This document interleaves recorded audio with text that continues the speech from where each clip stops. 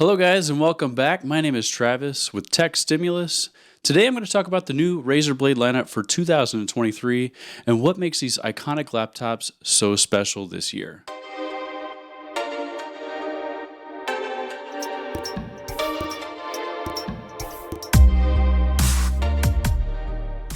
If you're out of the loop, last month at CES, Razer announced the new Razer Blade 16 and 18. Now, Razer is known for its very professional, very sleek design. I absolutely love Razer's design, but they really pack a mean punch when it comes to performance. Very great laptops for gaming and even content creation. The Razer Blade 15 has been a seriously hot item for several years, but it did have some cooling issues, and Razer, I think, has finally figured out a way to solve those issues with both the 16 and the 18.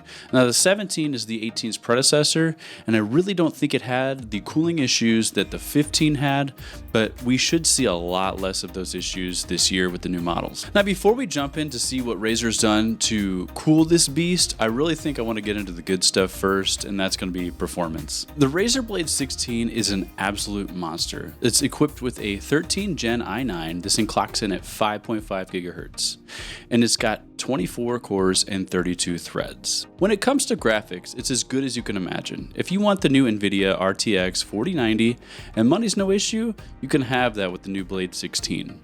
NVIDIA claims that this new laptop is going to have 35% more graphics power than any other 16-inch laptop on the market. So the RAM included in the new Blade is an upgradable 32 gigs of DDR5 running at 5600 megahertz.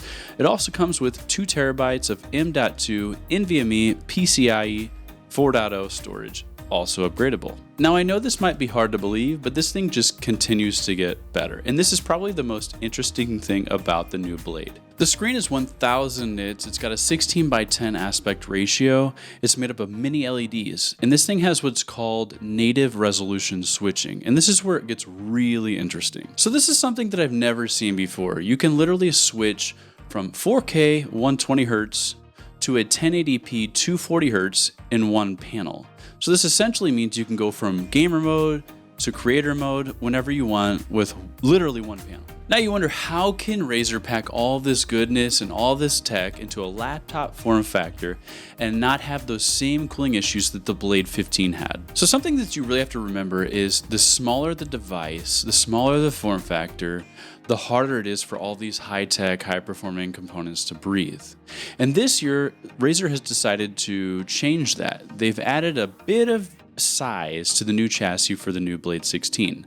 And this is something that they've absolutely needed to do, and I'm extremely happy that they decided to do this. So the new device has gained 9mm in depth, 5mm in thickness, and is actually the same length.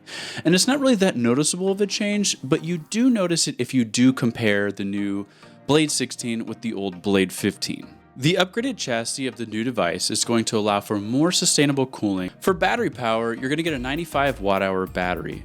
So this is going to be a good sized battery, and it's also going to keep you within the TSA guidelines for travel, so you can safely fly with this baby. Now when it comes to performance, on paper this thing is amazing, and I would love to get my hands on this laptop so that I can actually do some of my own testing, run some Cinebench, and give you guys hard results. And hopefully we can make that happen in the near future. And Razer, if you are watching this, feel free to send me an email. Now this new Blade 16 has launched on Razer's website, and at the time of recording this video, it is available. Now what's the price tag on this baby?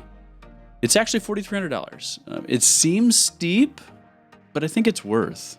Especially for everything that you get, the components, the awesome panel, this native resolution switching that I've never seen before, and it's got a form factor that I think is going to keep this thing cool and stable. Now let's jump over to the Blade 18. Now just like the Blade 16, Razer has upgraded the chassis on the 18 as well. They've made it a little bit bigger. Again, not very noticeable, but it's a little bit bigger. There's no native screen resolution switching, but this thing is made to game. It's got a 240 Hz QHD Plus 18-inch panel. With the 18-inch blade, not only do you get the larger display, the more room for cooling, but you also get the option of a higher wattage chip from Intel. For the most part, the Blade 18 is very similar to the Blade 16, minus that native resolution switching, but you can expect much more performance out of the Blade 18 because of the higher wattage chip, the larger form factor. It's really going to add up to more performance. Now, if you're looking to purchase the new Blade 18, you're going to look at spending about $4,500 on the top end. And if I had to pick one of my favorites of the 16 and the 18, I definitely think I would go with the 16. I mean, the pricing is very similar, 16 and 18.